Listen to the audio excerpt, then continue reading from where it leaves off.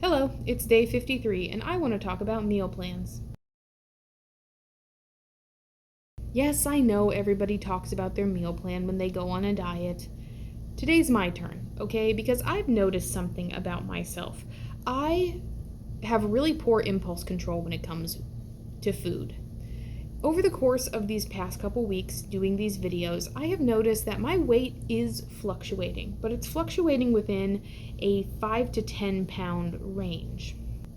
On the days that I track calories, I tend to lose weight, and on the days when I wing it, I tend to gain weight. No surprise there. Really, no surprise. I mean, in order to lose weight, you have to create a calorie deficit. There's really not a secret to it. It's how I'm creating calorie deficits, I think, that's causing me the problem. I have a really bad tendency to say, I won't count calories today because I know what I should be doing. I know what I should be doing, and I really don't like using the calorie counter. My desire to get healthier, it's very easy for me to spackle over it when I'm in the moment. When I'm walking past the tray of cookies in the kitchen, it's super easy for me to go, this one doesn't count. I'll factor it in later. I just won't eat dessert later. But then later comes around, and what do you know? I have a different excuse for eating dessert. So unfortunately for me, I do have to have a meal plan in place if I'm going to make any progress. And I think I've come up with 3 factors to a meal plan where if I balance them correctly, I think I could be pretty happy with staying on a meal plan indefinitely. Before I go into this, and trust me, I'm going into this, I have notes today. Before I go into this, I do want to say, just remind you, I'm not a doctor, I'm not a dietitian. Okay, with that being said, here we go. So the 3 factors to making a good meal plan for me are variety, simplicity, and enjoyment. Variety. I will not do well if you tell me that I have to eat the same thing every day. If you tell me I have to wake up every morning and have a bowl of plain oatmeal, the animal part of my brain is immediately going to rebel. It's going to start trying to justify not doing that. It's going to try to break out of prison. It's going to start pacing the fence, if you get my drift. And I might be able to hold it back for a while, but it's inevitable that I'm going to break down if you tell me I have to do something every day. Now, weirdly enough, maybe I'll eat oatmeal 6 out of 7 days of the week and be totally fine with that. But if you tell me I have to do something every day forever, I'm not going to do it. So variety is the first step. I have to have multiple different options for each meal. Seems fairly straightforward. The second aspect is simplicity. And I don't just mean simple making it. I mean simple putting it in the calorie tracker. I get very annoyed if I have to track 6 or 7 different things with every meal. So if I can group the items together in the calorie tracker, that's a plus. Or if it's just simple in itself. I'm talking about less than 3 ingredients for each meal. That's ideal. So the meals have to be simple. But that could be good, because a lot of times simple meals are healthier. It's better to have oatmeal with honey and fruit, for instance. 3 very easy things to track, 3 very easy things to eat. It's much different if you have fried chicken where the batter has 13 different kinds of grain in it. And the third factor is enjoyment. If I don't enjoy the food, I'm just not going to seek it out. I'm not going to stick to it. I'm not going to eat it. So my example for this one is cauliflower rice. Who would do that? Not me. Not if I'm seeking enjoyment with the foods. That's the neat thing about calorie counting. You're not really limiting what you're eating, as in the type of food. You're limiting the quantity more than anything. So yes, you could have chocolate.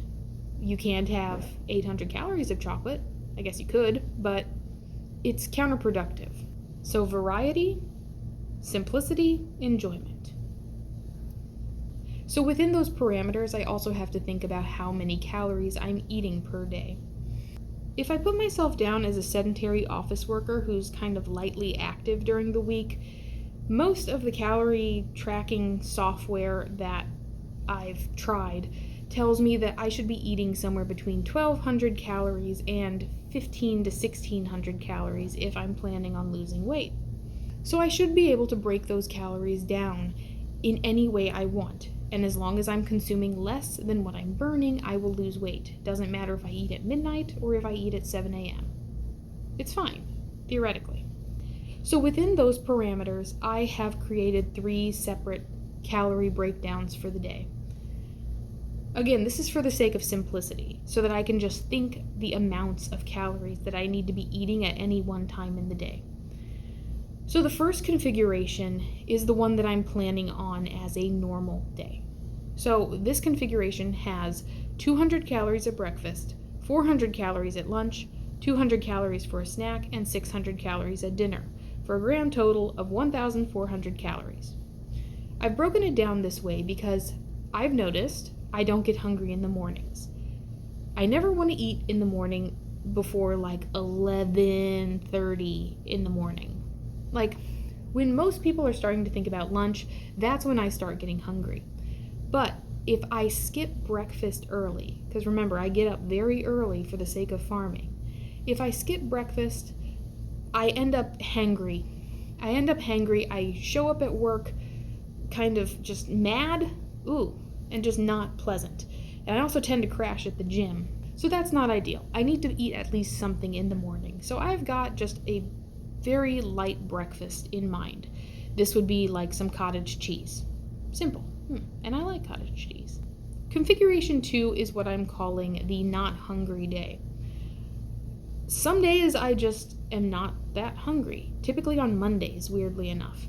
So on not hungry days, the configuration is 200 calories for breakfast, 400 calories for lunch, 600 calories for dinner, with a grand total of 1,200 calories.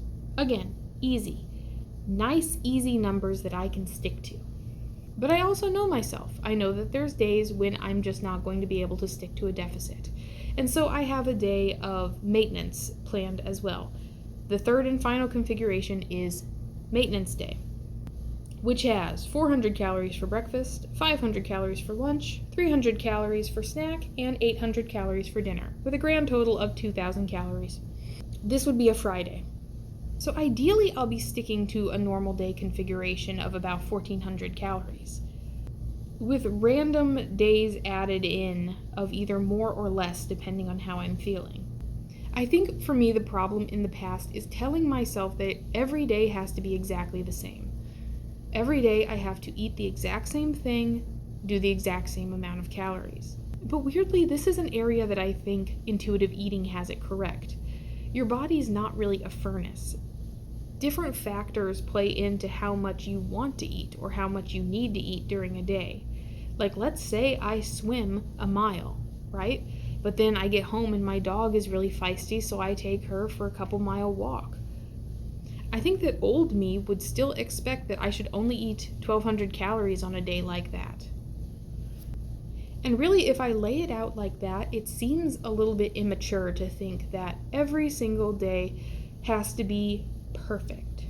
I think that as my garden starts coming in, as my chickens start laying more eggs, when I can make myself some fresh vegetable omelets, some salad, I think I'm going to find that a lot of these calorie amounts are really, really big when you're eating a big volume of very nutritionally dense food.